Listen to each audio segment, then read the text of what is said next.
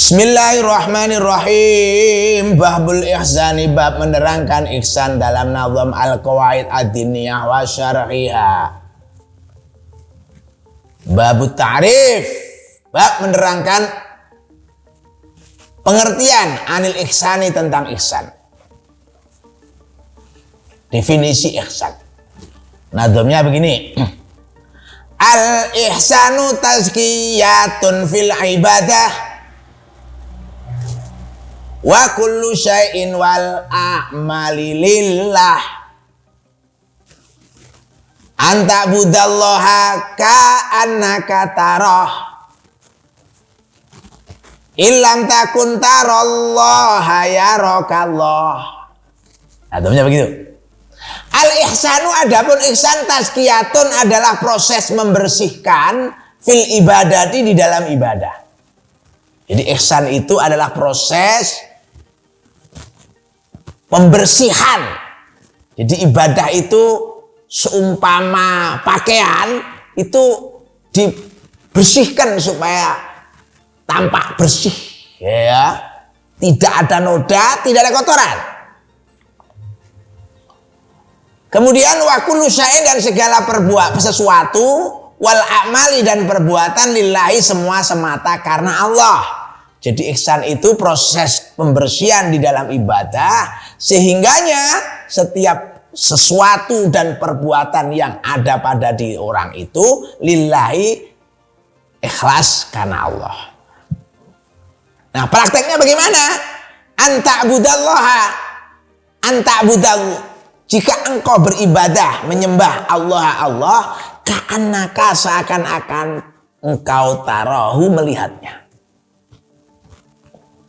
Illam takun, jika kamu tarallaha, tidak mampu melihat Allah, ya. Illam takun, jika kamu tidak tarallaha, melihat Allah, taro, kamu melihat Allah, yaroka, kamu yakin melihatmu Allahu Allah. Nah, jadi ihsan itu proses pembersihan, hingga kemudian seluruh perbuatan dan apa yang ada pada diri seorang itu diniatkan lillah. Inna sholati wa nusuki wa mahyaya wa mamati lillahi rabbil alamin. Prakteknya seperti apa? Prakteknya begini. Ketika kamu sholat misalnya, seakan-akan kamu itu melihat Allah ada di depanmu. Kalau toh kemudian kamu tidak bisa melihat Allah di depanmu, kamu membayangkan seakan-akan Allah selalu mengawasimu, melihatmu. Nah, ini. Waroda datang fil hadis, dalam hadis, hina ahbarun Nabi, ketika Nabi memberikan kabar anil ihsani, tentang ihsan, qala, beliau bersabda, ihsan itu adalah anta'budallah ka'annaka tara fa illam takun tara fa innahu yarak. Ihsan itu adalah anta'buda, jika engkau menyembah Allah, kepada Allah, ka'annaka, seakan-akan engkau tarahu, melihatnya. Fa'ilam takun, maka jika tidak engkau tarahu, melihatnya, fa'innahu, maka ia Allah yaraka, melihatmu. Nah, ini jadi ihsan itu dalam pengertian hadis adalah jika kamu beribadah seakan-akan kamu melihat Allah ada di depanmu. Kalau toh tidak terlihat, kamu yakin Allah selalu melihatmu. Wal muradu, dan yang dimaksud bil ihsani, dengan ihsan huna di sini, al-ikhlasu, yaitu ikhlas. Dzidul isaah, lawan daripada keburukan. Wariyai, dan pamer. Hatta yasiro, sehingga jadi al-qalbu, hati, mutmainnan, tenang, wasyu'ura,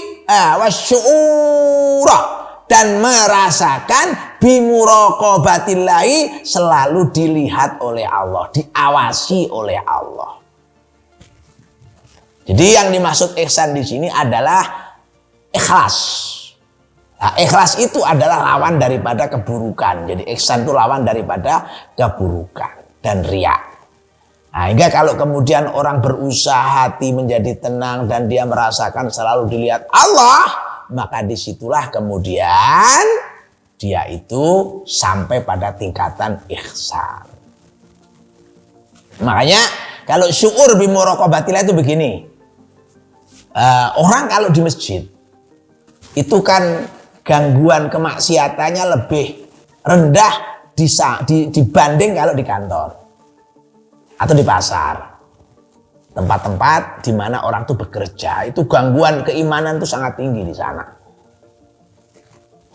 Maka ketika seseorang misalnya punya jabatan, punya ruangan kantor, dia bisa melakukan korupsi. Karena nggak ada yang tahu kalau itu dia lakukan. Kecuali Allah ya, tentunya. Nah, kemudian dia tidak melakukan itu. Ini dia jujur betul, integritasnya tinggi. Integritasnya tinggi, tidak mau. Maka orang yang punya kesempatan maksiat, korupsi, mencuri, tapi dia tidak melakukannya, itu imannya lebih kuat. Gitu? Lebih kuat dibanding yang di masjid tadi. Nah, di masjid kan gangguannya nggak ada. Dan kesempatan korupsi yang nggak ada lah di sana. Nah, makanya hebat pejuang-pejuang iman itu ya. Yang punya jabatan, punya ruangan, ya, punya kesempatan, tapi dia tidak melakukan kemaksiatan di sana.